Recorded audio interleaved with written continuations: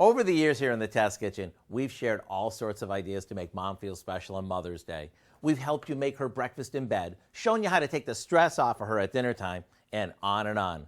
This year, we're making a rise and shine pastry that she can enjoy with her morning coffee that, well, let's just say it has a twist to it.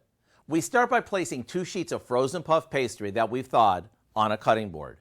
We spread one of them with a chocolate peanut butter spread. After that, we sprinkle it with some chopped peanuts. This is going to be good. Next, we flip the other sheet of dough over the nuts and cut it lengthwise into half-inch strips. For the twist, we grab each end of a strip and gently twist it, like this.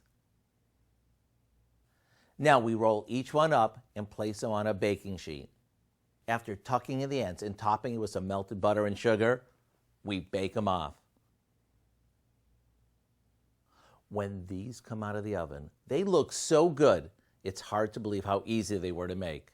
But the true test comes when you serve these to Mom. To get the recipe for our chocolate peanut butter twists, simply visit our website.